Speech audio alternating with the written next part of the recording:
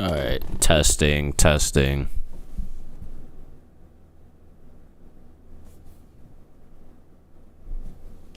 All right, testing, testing.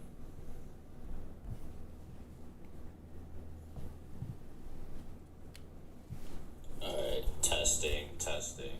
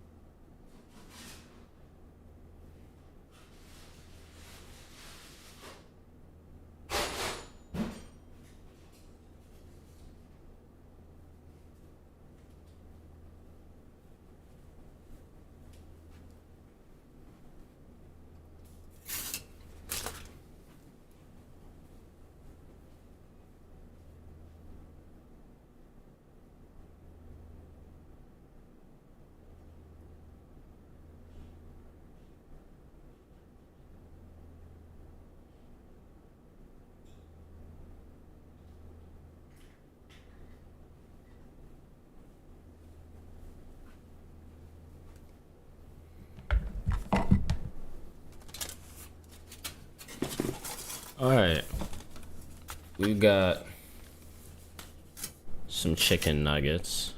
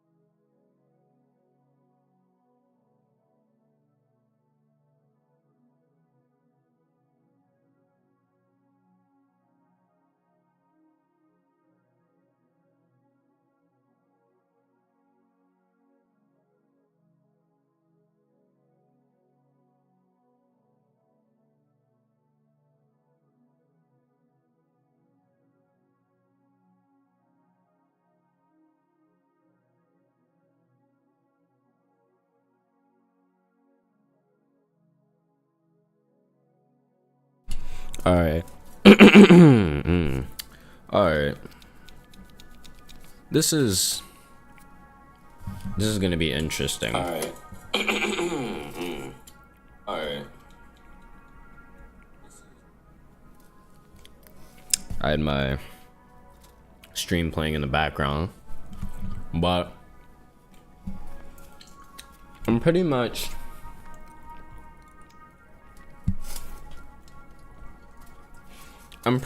going to be playing all of Fate Hollow Extraxia or Ataraxia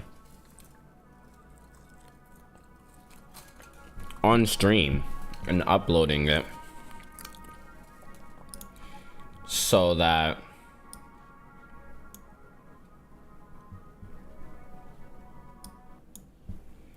Jesus Christ, that music was crazy. But I'm pretty much going to be playing all of Fate Hollow Ataraxia on stream and uploading it to my channel so that in the future, in the archives of my channel, there will be a playthrough of a very important piece of the Fate lore. And it also serves as a double-edged sword, because I'm also going to be making a video live in action. I plan on essentially making an entire guide and series of videos on the Fate series. I'll be covering the anime, the manga, and the Fate Hollow Ataraxia visual novel. And if I see any benefit to doing that, then I'll also do one on the original Fate visual novel, since this is the sequel. But I'm going to be streaming me playing the game, but also I'm going to be typing, I'm going to be taking notes. I'm going to essentially be preparing a video, because that's what it's about in the end.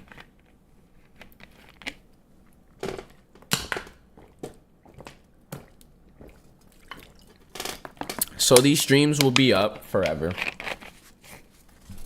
When I'm super famous and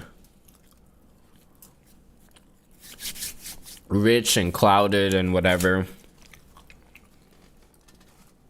you'll be able to go back to the times where Mobby was playing Fate Hollow Ataraxia on stream. And I might do this with more things. I want to do this with Umineko. I want to do this with my girl has been bugging me to play Little Nightmares. I really want to do a lot. I just want to do a lot of series in general. Okay. I just want to do a lot of series. So yeah. Sit back, relax, grab some snacks, because this is just going to be an entire series.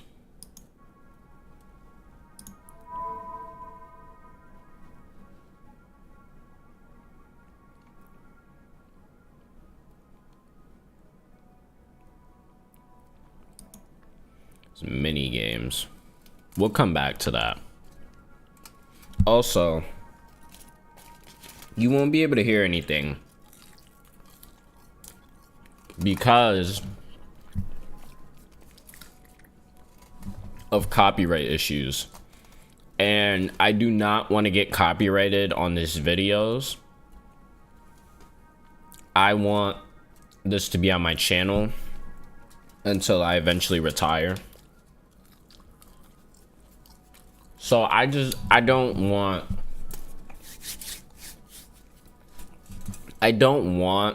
to deal with that in particular.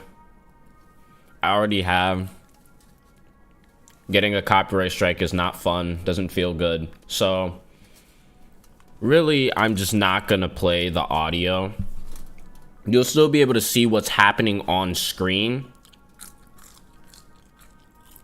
but until Kanoku Natsu himself gives me the fucking pass to play his music and his shit on, or Sony, whoever the fuck owns Fate, whoever gives me permission to do that, whenever they do that, is when I will gladly add that in.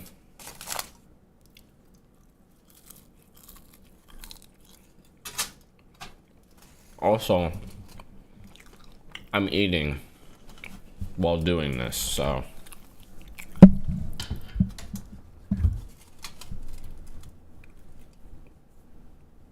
because I'm just a fucking hungry guy.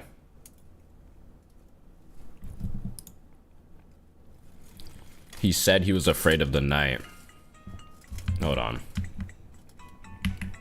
How do I... Is it shift? Oh, it's left click.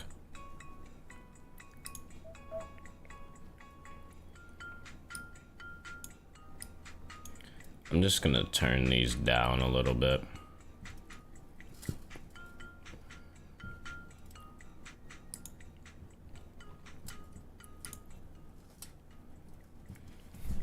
That show's just blaring in my fucking ear. City of Shinto, Kurikizaka District, Block 4, Semina Apartments, 11th floor, room 2. That's where he lived. His name was, well, let's just call him Mr. A. Mr. A was a student and, having just turned 20, had moved in at the beginning of spring. Jesus Christ. Japan is so different from the US.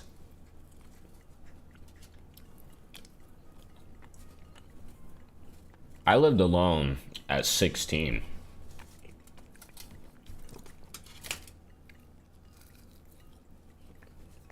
Maybe that's because I don't have good parents.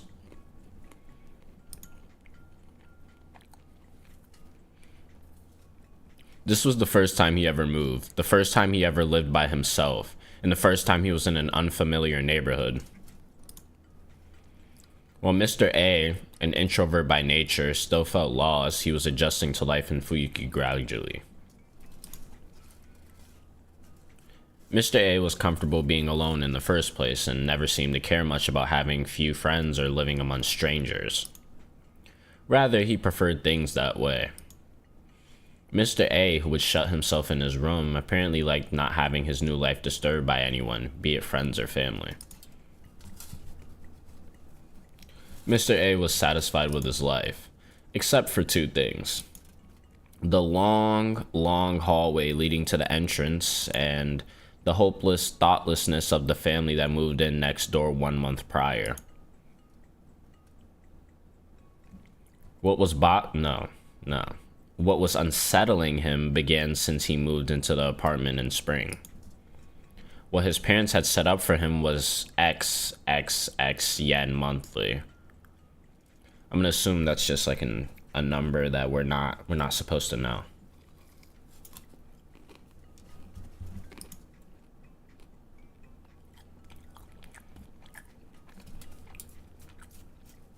The size was nothing to complain about. Wait. Can I go back?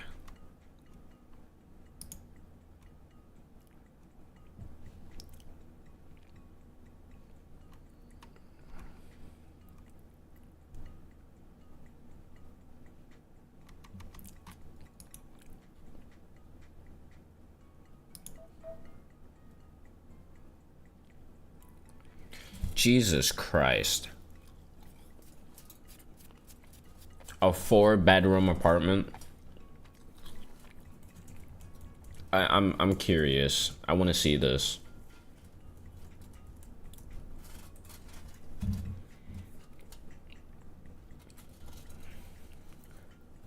A 4-bedroom apartment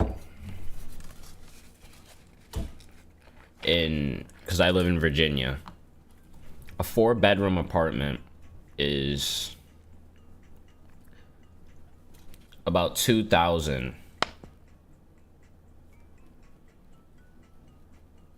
$2,000 to $3,000 a month.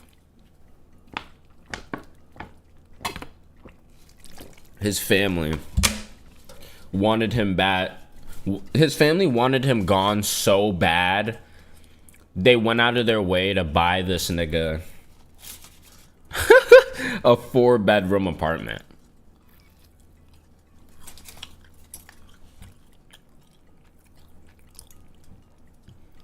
When it came to the dwelling, the bigger the better. I agree. To someone like him, who hated the outside world, this place was a fortress. It had to be large and solid. It couldn't be easy to reach. He couldn't relax if it wasn't impenetrable. Maybe not so relatable. That's right. It wasn't that Mr. A liked being alone. It was the issue of others being near. He was unconsciously afraid of someone other than himself intruding into his space.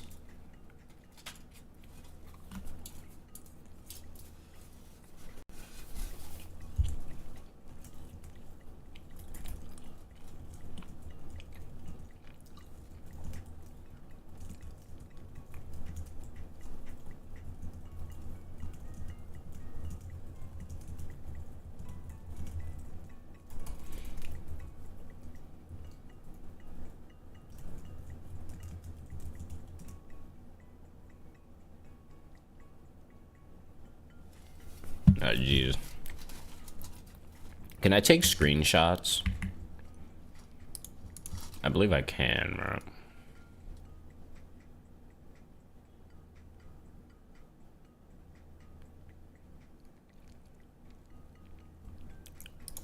Oh god, this shit's from 2005. Jesus Christ.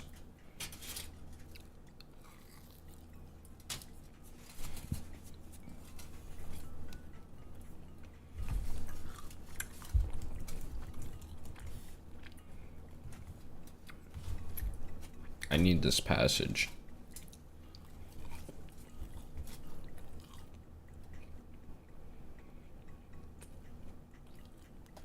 What the hell?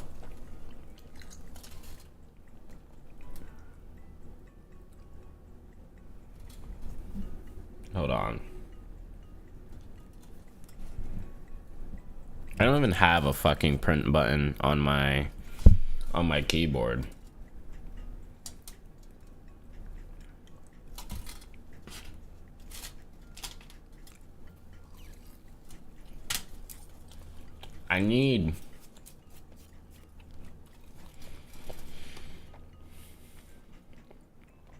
I wish you could like take pictures, but this visual novel is so old. It would be extremely rough.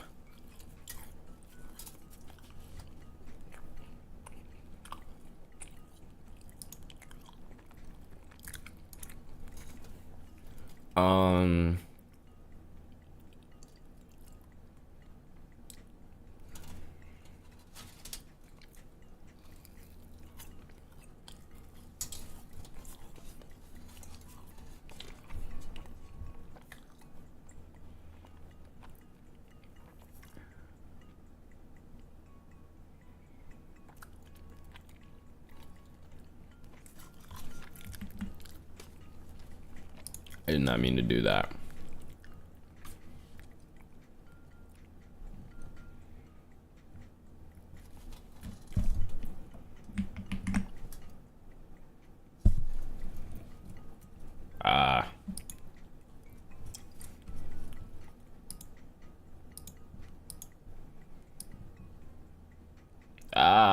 There it is. All right.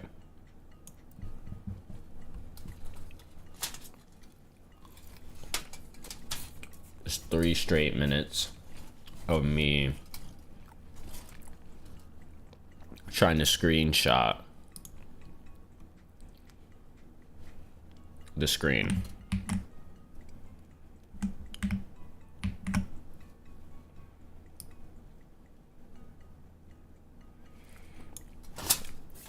I'm gonna be, hold on. I just need to see if it's saved as a screenshot, or was that just like,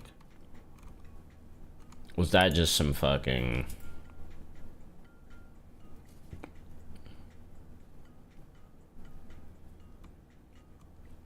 where did it go? Or does it just, where did my screenshot go? Wait, it might be on this drive.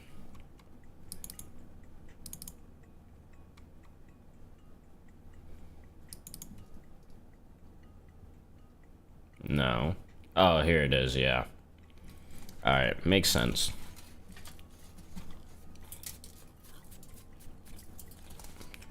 Alright, my apologies.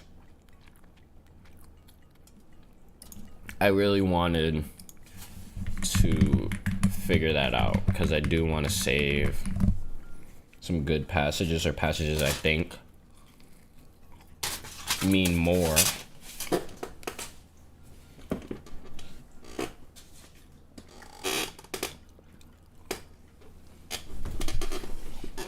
And this is a time as any. This is as good as a time as any.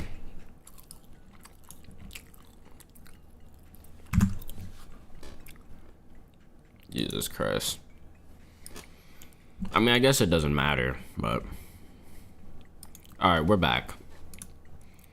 There was another reason why Mr. A chose Semina Apartments.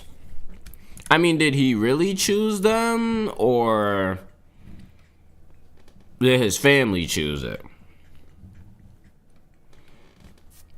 Because getting kicked out and paying your 20-year-old son's rent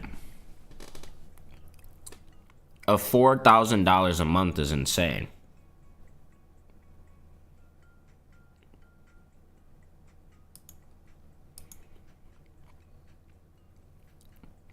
The distance from the living room to the door is a small house.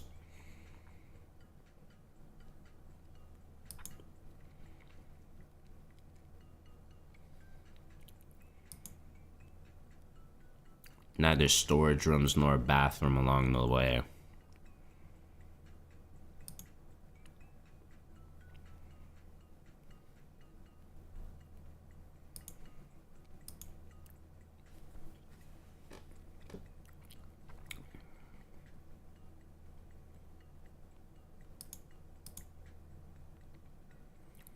Between inside and outside was more of an ambiguous boundary. It was unnatural, and one could say that the hallway itself was the real entrance. However, once he began living there, something about the hallway started to worry him. With such splendid length, what could possibly worry him about it? Oh yeah. Yeah, that's exactly what we need, a bunch of length. After being puzzled for several months, he finally figured it out. It was simple. The long hallway had no lights. It looked like a structural flaw had left no space to install any lights. The hallways of the other apartments had them, but only in room 2 of floor 11 were they forgotten. How stupid. Not the worker that forgot to install lights, but himself, who had noticed only now after living there for several months. Makes sense. He had already made a wrong turn the moment he failed to realize what was amiss. What was amiss? Fall came and new tenants moved in next door. They were the kind of happy family you could find anywhere. A young married couple and a 3-year-old daughter. The only contact he had with them was limited to a simple greeting when they were moving in. All Mr. A knew about them was their surname, XX, and their daughter's name. Alright, Nasu. Okay. Surname XX. Thank you, Nasu. You are a fucking genius, man. You are a... Oop.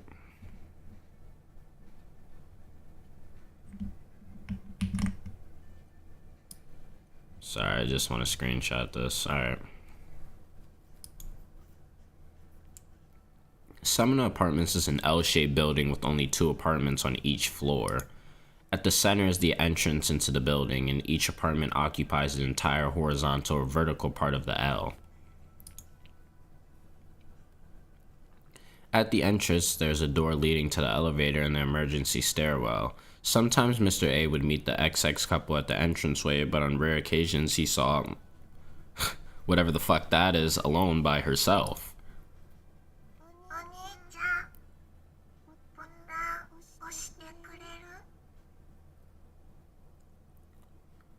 Oni-chan, won't you push the button for me?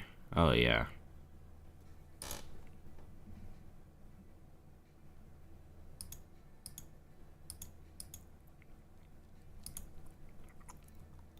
Who the fuck is Mr. A? Am I tweaking?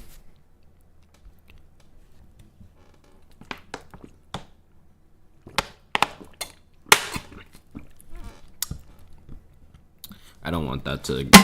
Okay, that's what I was trying to avoid. My bad. But,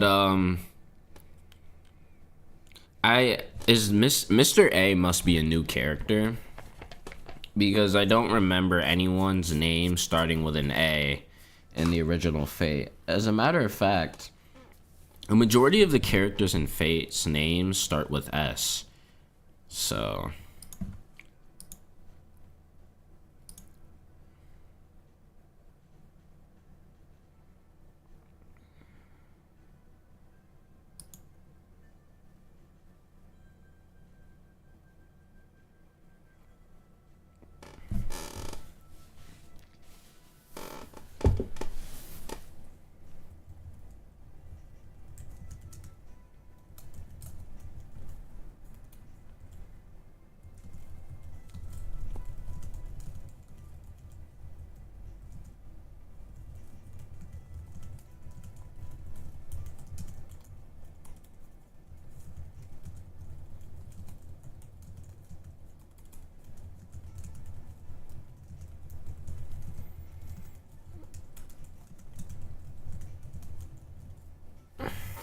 learn the little girl's name.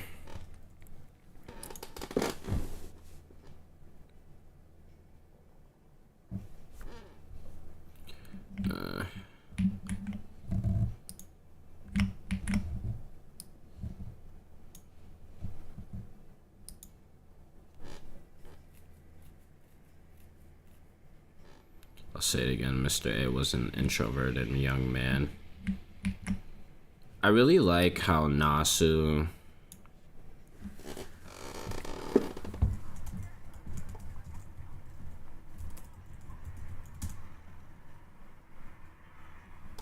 I really like how it's almost like sometimes Nasu himself is telling the story, and it's not a story that's told to you by an ambiguous narrator. I think that's like a huge plus of all of his visual novels and why like everybody should read them. Not so much in Mahoya or at least the remastered version, but in Tsukihime, Fate, and parts of K&K where the light novel's more prevalent than, you know, the anime, and the dialogue's much more heavy because obviously we're talking about a 2-hour movie versus a light novel volume. I really enjoy his style of storytelling over any other author, not just in anime or manga or visual novels or whatever. Books, movies, he's the best at writing dialogue and storytelling.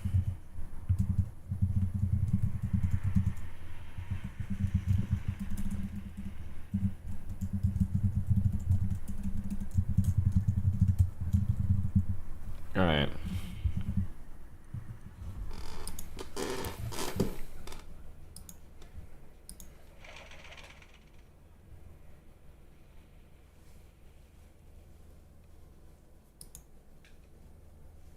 Jesus.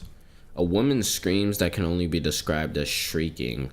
The girl not being able to raise her arm above her shoulders due to a neglected bone fracture, or her wearing a red hood to hide the bruises on her face because her father told her to. Well, the stuff that only concerns other people. Jesus, that's brutal.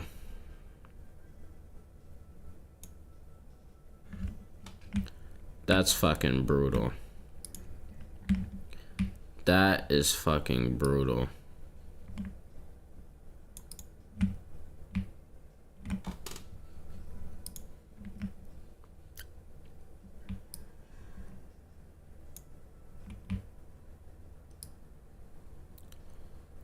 I just want a good screenshot. No. No! Wait, whoa. How do I go back?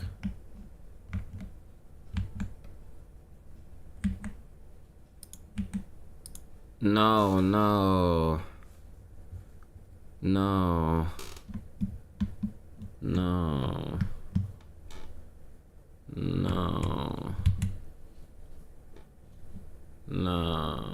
That's fucked up. I just wanted my screenshot. And they just fucking set me back on some bullshit. Hold on, I think I can check the controls. Config. 6 opens game menu. Okay, special effects, yes.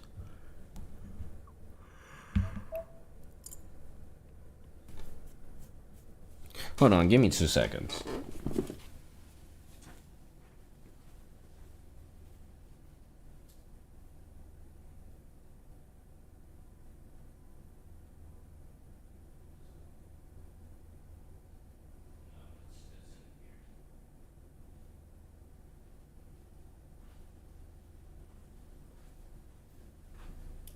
Alright. I had to grab my phone because I need to know how to go back. It's been a minute, I'm washed. I don't necessarily know how to play visual novels. So hold on. There we go. Alright.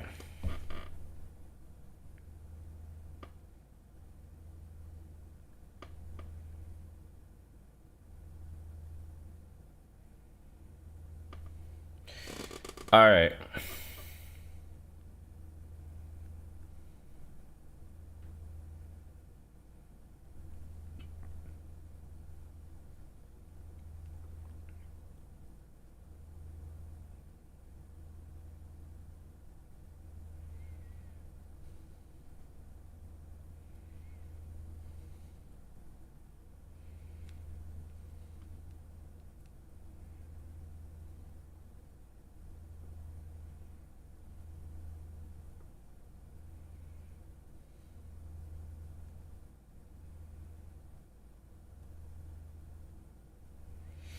Alright. Someone, thank God for Reddit as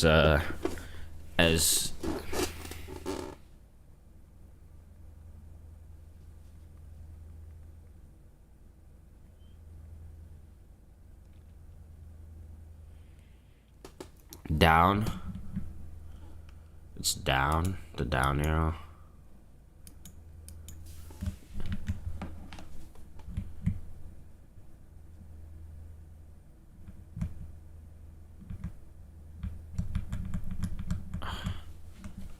Well, this is not good, but alright. We're gonna have to just read from this screen. I fucked up and I hit control by accident. Fucking. Wait, hold on. Nah.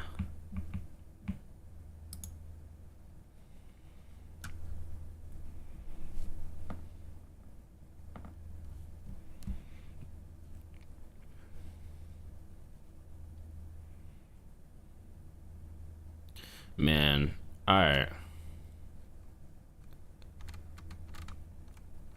So, we left off here. Because my dumbass was trying to get out. Stop! What the fuck, man?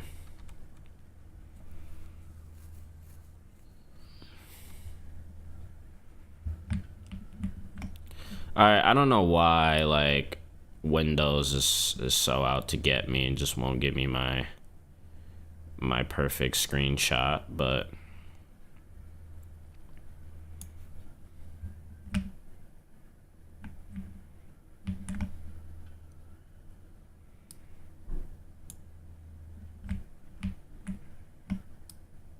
there we go. Alright. I literally just wanted to save that. So after he talks about the neglected bone fracture, whatever, the dark shit, he talks about the ruckus of the neighboring room was only about a meter away from the door, but who could blame him? It was, after all, a long hall. The source of the screaming was several meters away, and he inevitably had to ignore it while watching TV.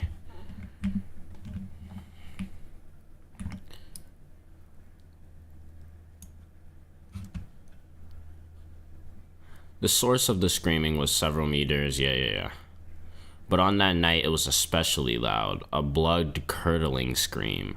then siren-like crying, then the sound of a door being opened violently, reverberating in the entranceway, then the sound of something banging on Mr. A's door. Here, I'm also gonna just quickly do something, guys. Don't mind me. I'm gonna record. Alright, so there was a suicide, and it was the first time he had ever been questioned by the police.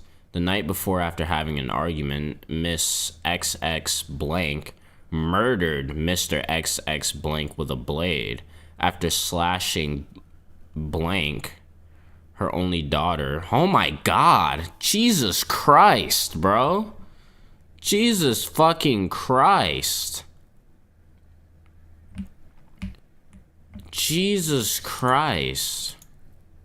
When asked about it, I slept like a log and didn't hear anything, was Mr. A's answer. Who the fuck is this guy?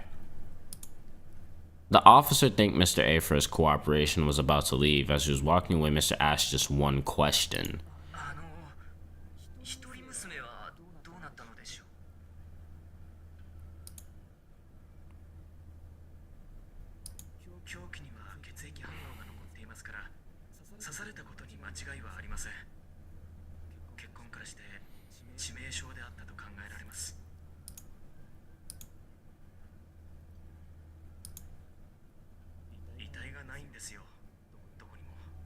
Oh my god.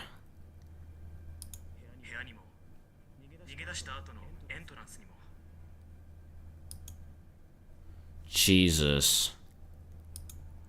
After being stabbed by her mother, the Little Red Riding Hood seemed to have managed to escape into the entranceway.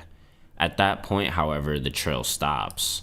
The blood-stains stop in front of the elevator.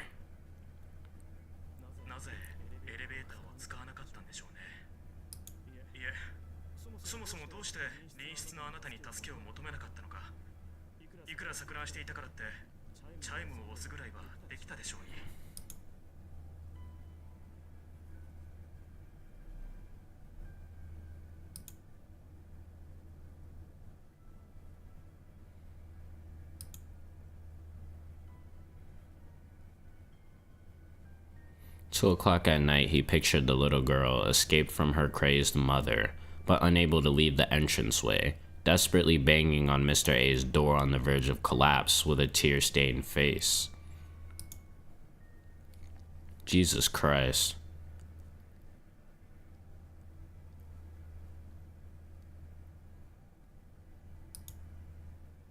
The girl's body was never found. Several days passed. Late at night, always at the same time, Mr. A started noticing a strange noise. The noise itself wasn't loud. If he didn't pay attention to it, it was almost inaudible. At first, Mr. A didn't think about what it could be. He told himself that it was just wind shaking the window. But the noise came back every night. Bang, bang. It was a noise that was faint enough to be non-existent, yet it was getting on his nerves. When he realized that the noise wasn't from the window, but rather echoing in the hallway, Mr. A walked down the long hallway and brought himself to the door.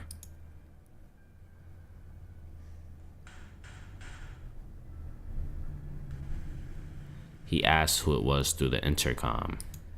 No response. The moment Mr. A came up to the door, the noise, which had been what the fuck was that? What the fuck was that, bro? The moment Mr. A came up to the door, the noise which had been so soft moments ago,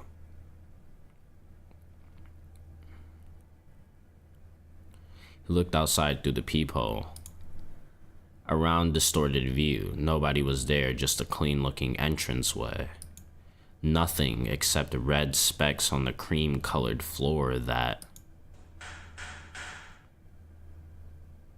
His eardrums felt like they were going to burst. There was no one in the entrance, but the noise did not stop. Mr. A tried to look deeper into the peephole. Maybe there was someone there. Maybe he couldn't see at this angle. The noise continued. Wait, there was something under the peephole, just outside of his view. Open it? Something red wearing a hood was clinging on to the door.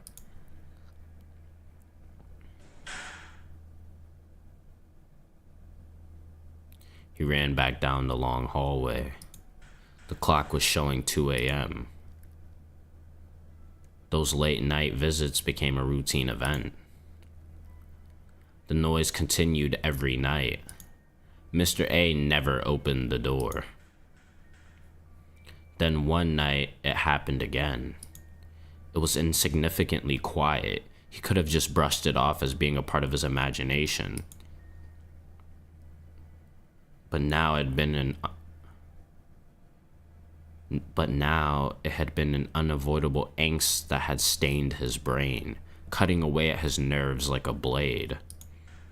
With each day, Mr. A's mind was being cornered. It was the end of autumn. He could now hear it no matter what time it was. That night he came to a decision. He would see for himself what was clinging to the door. He walked down the long hallway. The light from the entranceway leaked in from behind the door. Passing through the unlit corridor, he pushed the door open.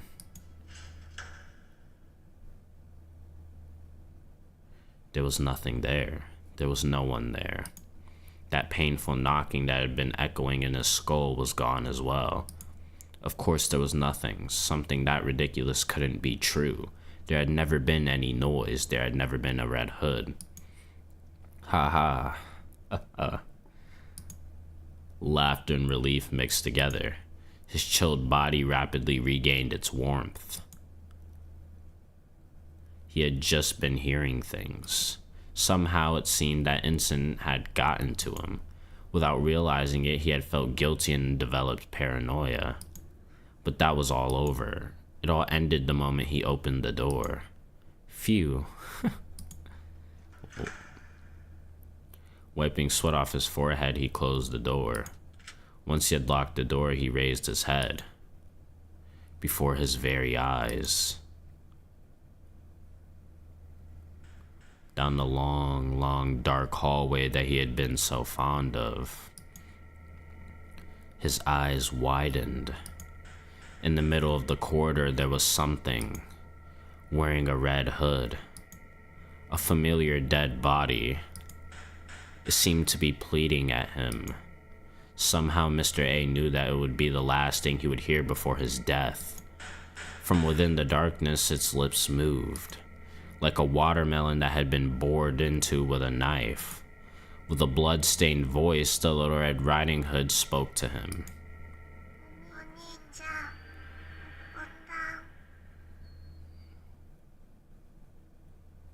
Dude, what the fuck?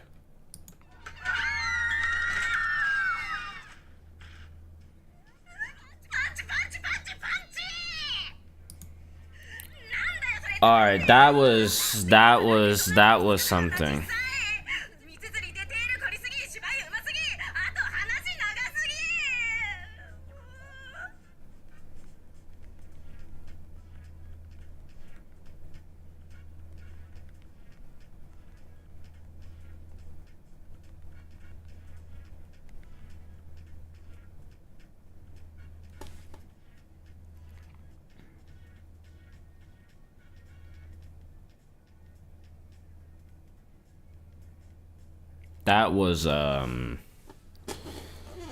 That was something. That was definitely something. I'm not sure what it was, but Jesus Christ, Nasu.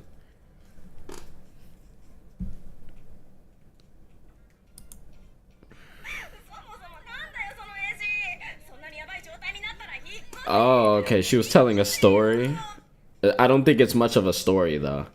October 11th, a week after my birthday, past midnight in a guest room at the Ryudo Temple.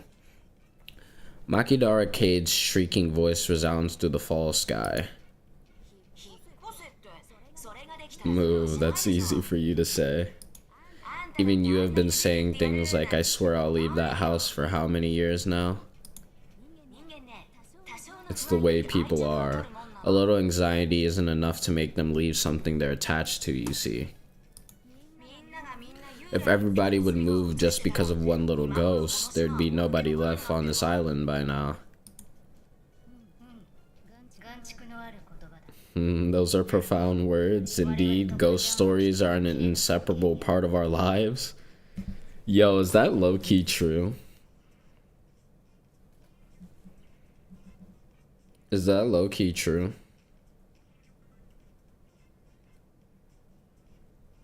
Jesus Christ, I just saw like Zoroastrianism.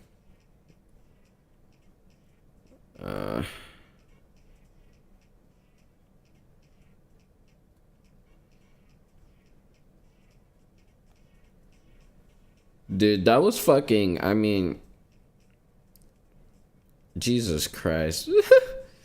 Bro, the Olympics are going and like there's female racers and it's just a shot of every girl's like ass and the fucking and just straight ass, bro. Jesus.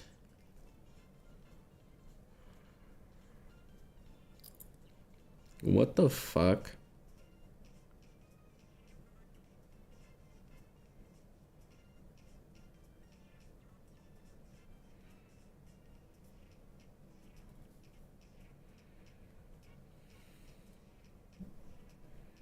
Okay.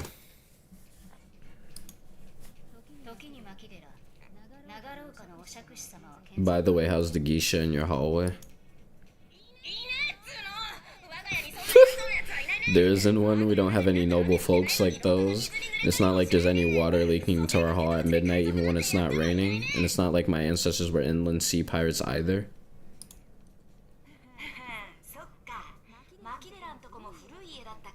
A kimono for you.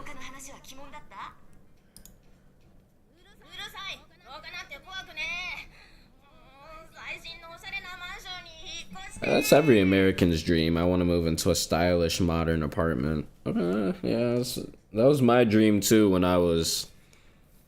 That was my dream too in 2005 when I was like 1 year old. My dream was I wanted to move into a stylish, modern apartment.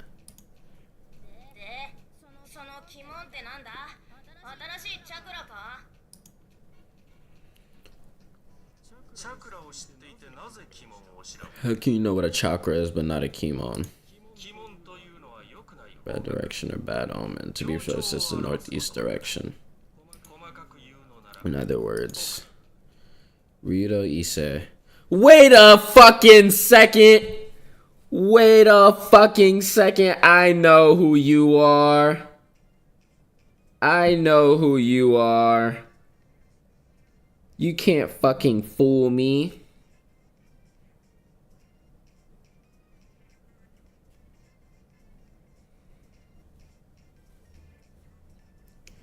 I know who you are. You're not slick.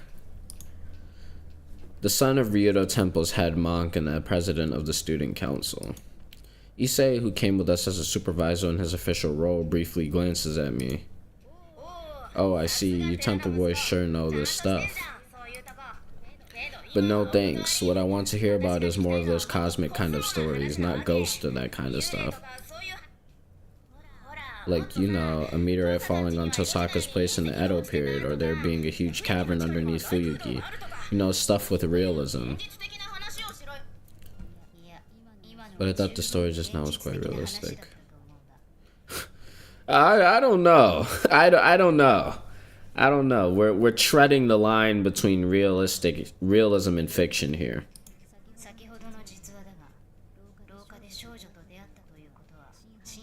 Oh my god. What the hell?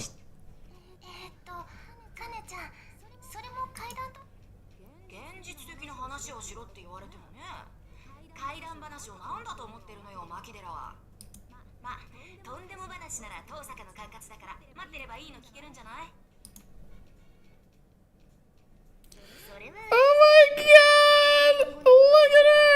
Look at her! look at the. Oh my gosh. I love you, Tosaka. I love you so much, Rin. You saved my life. You saved my fucking life. Tosaka counters elegantly. As she should. Get it, queen. I keep fucking moving my mouse up there. It's like taking away from the immersion. That's her usual manners at this sort of gathering. That's just her usual manners in general. I really wish that we... I mean, I guess not wish necessarily because nothing is over, but I really hope we get an interaction between Tosaka and Aoka at some point from Witch on the Holy Night. It would just be fucking hilarious. And a lot of people say they're the same person, which is... could be true. Just saying.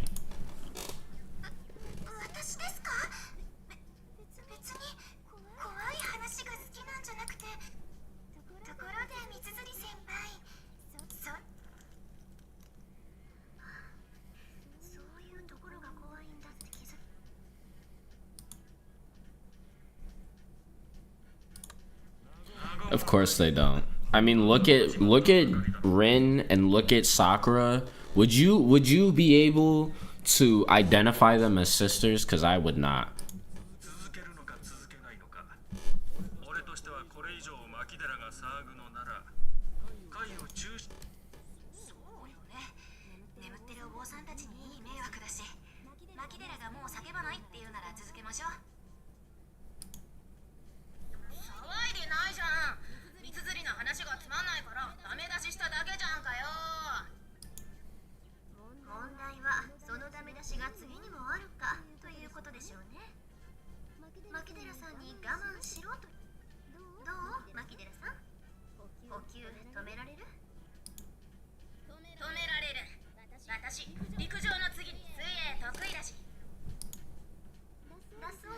The average black woman in an anime. Which is true, by the way.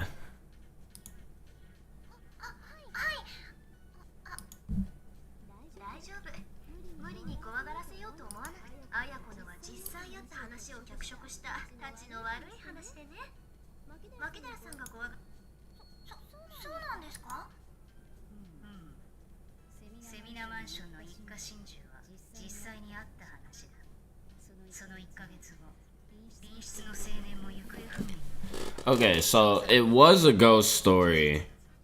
It was a ghost story. But it's based on real events.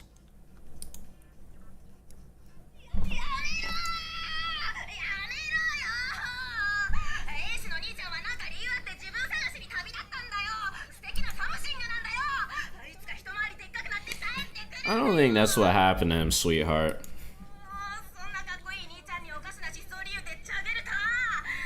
Such a great guy. I don't know if he's that great.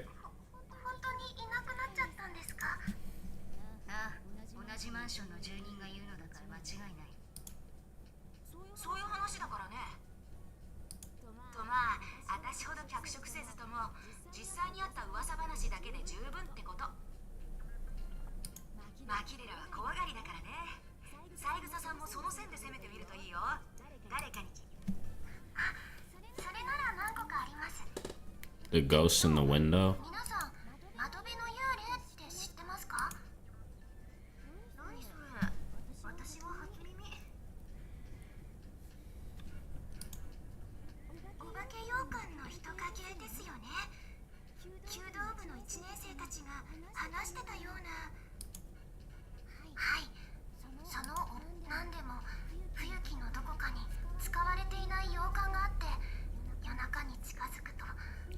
Stare back at you.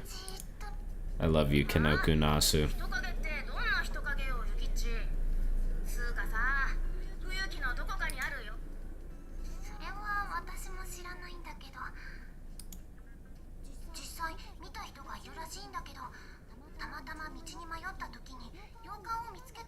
There were no signs of people living there, but there was a woman's ghost on the second floor.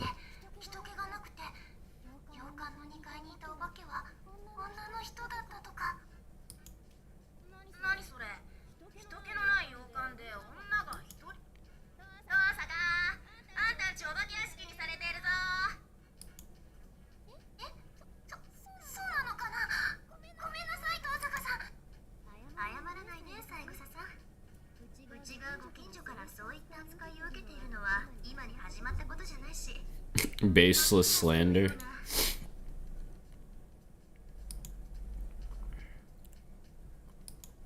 I mean, yeah, there's fucking magical runes and shit everywhere, so I would assume so, yes.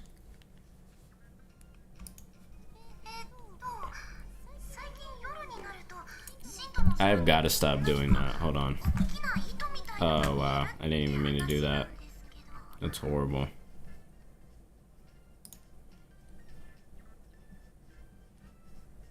Alright, at least I can move my mouse around without the screen, like, doing that. Because I hate when it does that. Like, I don't like it. You know? I want the stream to be smooth and... I don't want to deal with that, you know?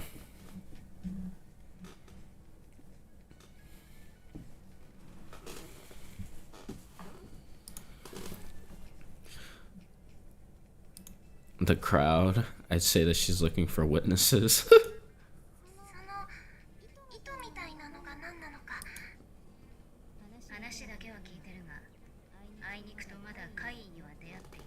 I've yet to counter anything otherworldly.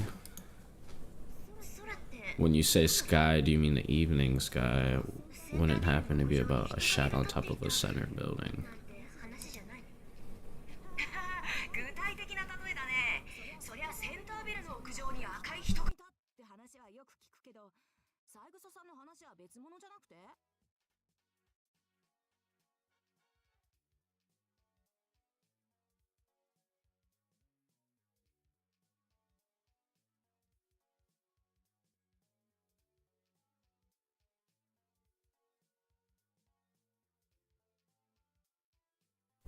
Half a year since the 5th girl you were. Okay. That's fair.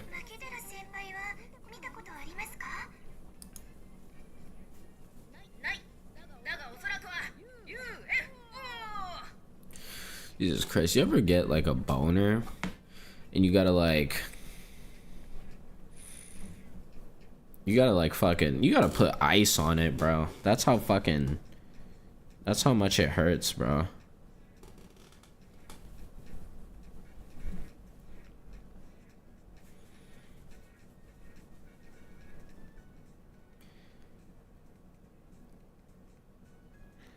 People like to make me out as this guy who spoils everything. I don't do that.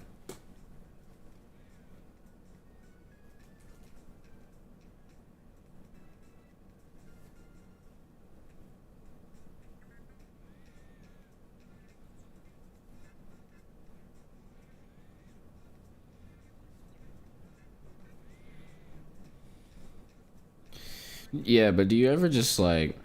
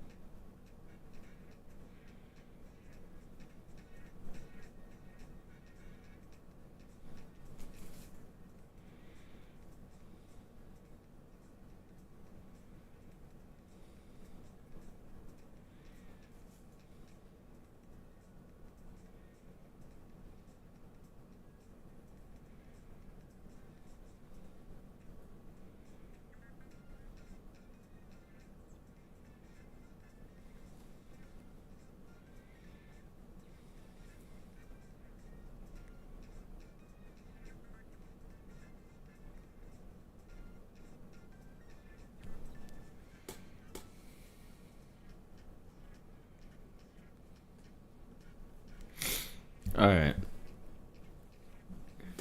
Yeah, people try to make me out as this guy who spoils everything. Dude, fuck you. I am anti-spoil.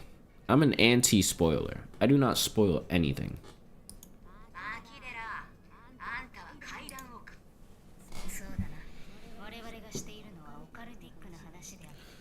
What we're doing right now is occult, not cosmic. I hate to tell you this, Maki, but there won't be any of your favorite moo-moo stories tonight.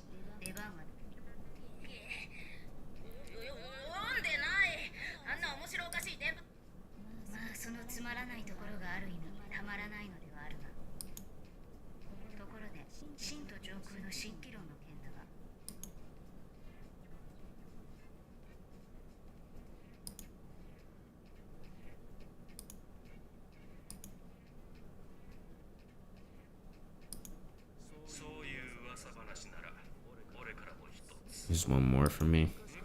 Everyone has heard about the castle built in the forest at the outskirts of Fuyuki, right?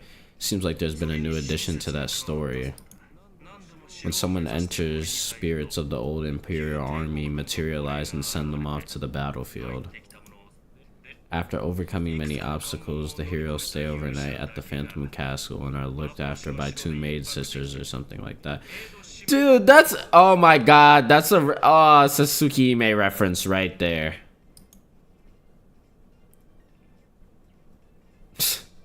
Huh. Did a dream melt your brains by chance?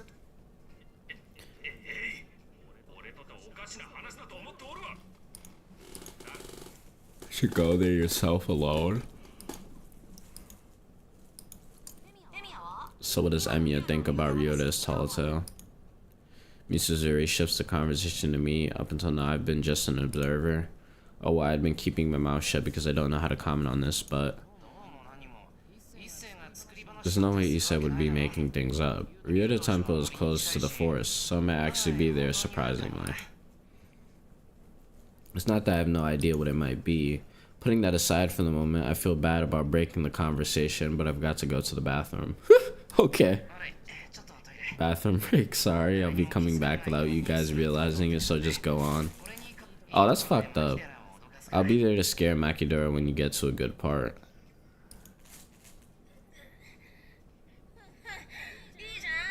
Try it if you can.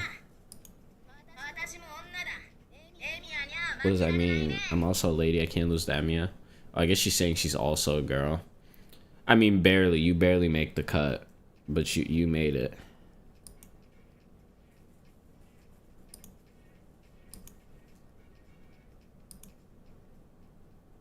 Dude, she probably wants to suck your dick.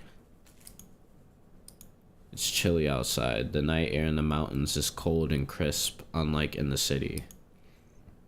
Exposed to the cool air, my unclear head and ambiguous thoughts become more defined, waking me up.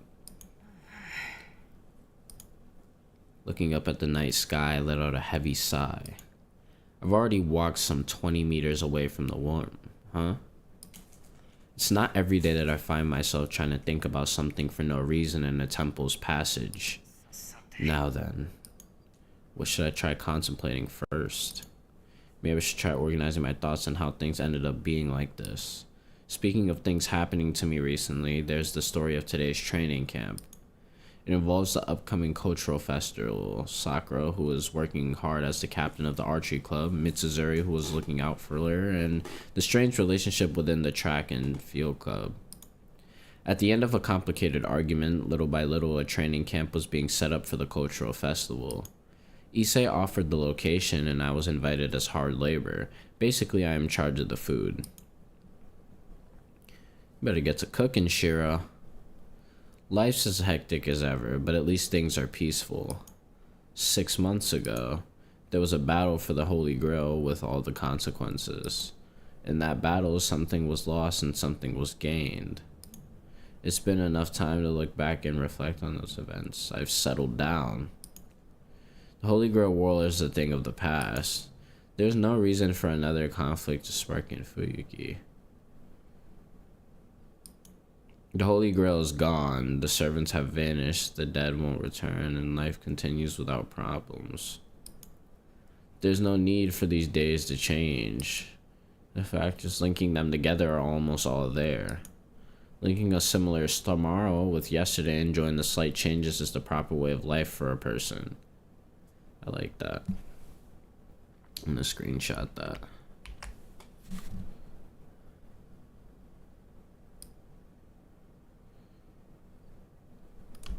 Don't fuck up my screenshot windows, thank you. Jesus, just dropped my phone. My thoughts stop. I'm certain there was a reason for the training camp. What was it? I'm pretty sure there was something standing towards the corner of my vision just now. In the direction of the temple grounds, it's too far off to get a good look. There's a human figure running towards the back hill. It's probably a monk or somebody from the temple. We aren't the only ones in Ryoto Temple. I really shouldn't have been worried about random people. I really shouldn't be worried by random people, whatever, it's the same shit. That's right, but more importantly, the bathroom. Okay, Shira. I just bumped into someone coming from around the corner. Oh, excuse me. My apologies, I was dazing off for a bit. My mind freezes. I am too surprised to even know what I'm surprised about. The fact that you ran into a bad bitch. Come on, man. You should be careful, too. In the halls, there's bad manners, boy. Okay, man. Castor walks past me. She's as refined and sarcastic as always, but seeing her face unhooded is quite rare. However, what was I supposed... Jesus Christ. I have a really bad speech impediment, so... if I fuck up, that's on me. However, what was I supposed... See? However, what was I so surprised about? Castor sure is a beauty. This monologue restarts my frozen mind and I keep on going. Yeah, I would fuck the shit out of her. I clear my head. Having finished my business, I'm back in the guest room.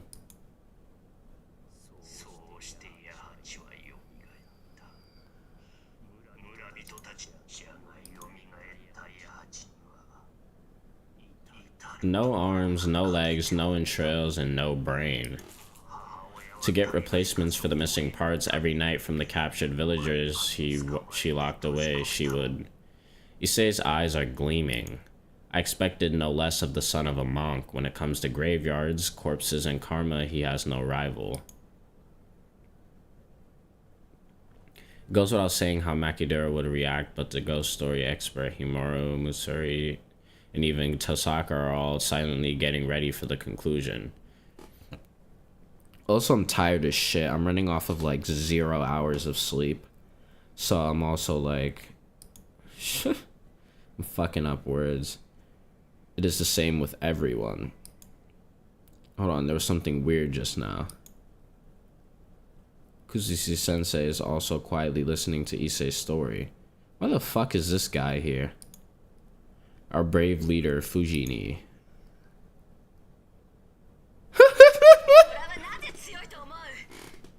What, do you think tigers are tough? They've got anti-horror story genes, that's why. You guys don't have any, so you've got to build up resistance to them. I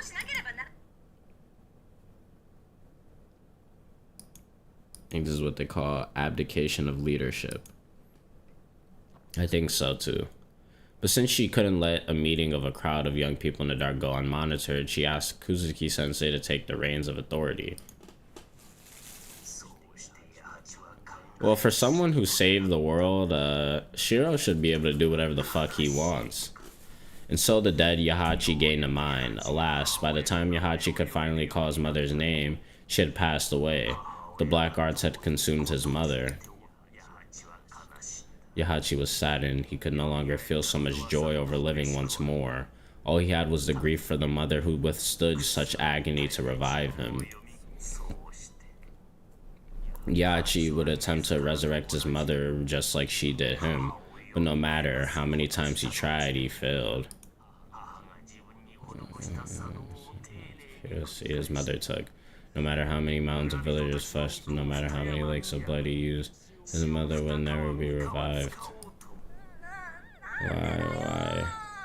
Zombies are supposed to make other zombies. Give them a break and make some more. It's not weird to have 2 moms or 10 moms nowadays. That's true. It's 100% true. Being gay is the new cool. And why are you talking like an old man, Mr. President of the Student Council?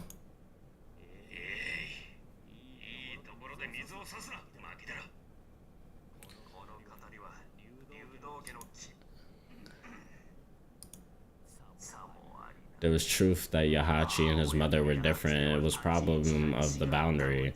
Whatever a black or supernatural artist used, there's one thing that can never be granted. That is, only the living can revive the dead. The dead consuming the dead only create more of the same kind, and they cannot bring them back to life. That gives birth not to a person, but to a flesh-eating monster and no more. That's a good lesson. It is true that the wishes of the dead cannot be granted. It is always the breath of life that causes things to happen. I'm gonna screenshot that. I love you, Kinoku Nasu.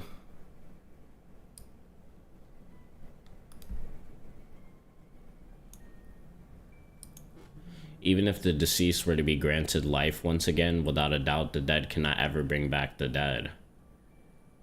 That's true. It's always been like that. Only the living can be back from the dead. Unaware of that, Yahachi continues to take the blood and flesh of the living for his mother. They say that even to this day, he's still collecting people's limbs at Ryota Mountain. This is the story of Mukorozuka Yahichiro and the history of the Kageyama and Trail Graveyard. Issei ends his tale. The candle's blown out. Ends his tale? What do you mean? It was Issei telling the story. I'm retarded. Dude, why is his name Issei and it's spelled exactly like the fucking High School DxD character? I admit, you got me there. I never expected the son of a monk to tell a story about a graveyard while we're staying at a temple. My compliments to your childishness. Today, this is my base camp.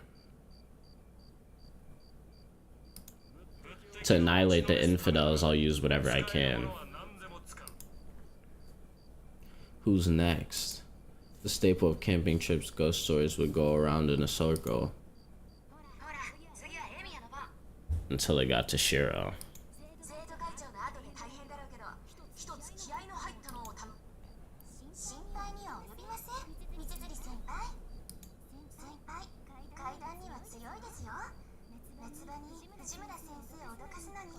Just taking the piss out of Fujimura.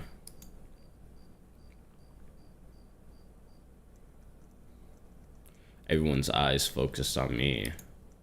We got a couple of ghost stories on me, but this is the first time I've ever told one to this many people. In fact, I don't really like telling stories in the first place. I can't do the weird dramatization, and I can't really tell if they're good or not. Relax, Amia-kun. Just imagine you're in your storehouse like always. You'll be fine. I feel like she's trying to shit on him. Look at her fucking face. Just angry.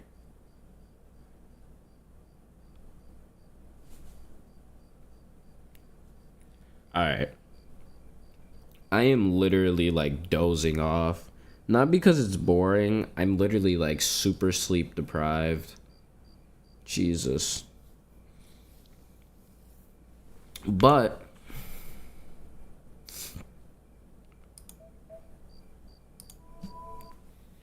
we may stream part 2 tomorrow night or Monday morning.